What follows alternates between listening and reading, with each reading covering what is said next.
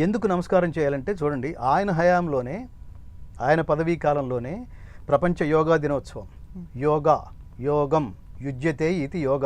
యోగం అంటే కలయిక. ఎవరితో కలయిక? అల్టిమేట్గా ఈ జీవాత్మ పరమాత్మతో కలయిక. దానికోసం పరమాత్మతో అనుసంధానమై చేసే ప్రాక్టీసు, తపస్సు, సాధన, దాని పేరే ఈ యోగా, మెడిటేషన్. యోగా దినోత్సవం అప్పుడు జరిగింది. ఈ యోగా దినోత్సవం కొన్నేళ్ల క్రితం ప్రకటించారు. ఇప్పుడు ఈ సంవత్సరం ప్రకటించింది ప్రపంచ ధ్యాన దినోత్సవం అని. ధ్యానం అంటే meditation.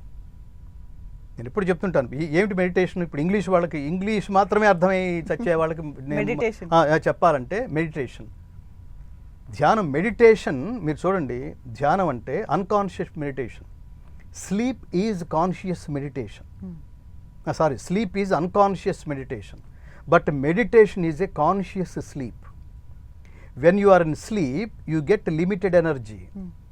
When you are in meditation, you get abundant energy. మెడిటేషన్లో కూర్చుంటే అమేయమైన శక్తి ఉత్పత్తి అవుతుంది. సిక్స్త్ సెన్స్ డెవలప్ అవ్వడాలు, చాలా పాజిటివ్ పవర్ ఉద్భవించటం. మనిషి దేనికి పుట్టాడు, మన జన్మకి కారణం ఏమిటి, పోయిన తర్వాత పోయే ముందు ఇది ఆలోచిస్తే ఉపయోగం ఉంది. దేనికోసం పుట్టావు అసలు, first you look into yourself. భగవద్గీతని ఇంత అంటే మీరు చెప్తున్న స్థాయిలో గనక చదివి అంత మెడిటేషన్లో గనక వెళ్తే, నార్మల్గా ఇప్పుడున్న సొసైటీలోకి బయటకు వస్తే వాళ్ళని నార్మల్గా చూసేలా ఉందా అసలు సొసైటీ? వాళ్ళు చూడడంతో నీకు సంబంధం ఉంది. నీ పని ఏదో నువ్వు చేసుకుంటూ వెళ్తావు. గీత చెప్తుంది అదే కదా, నీ కర్మ నువ్వు చేయి.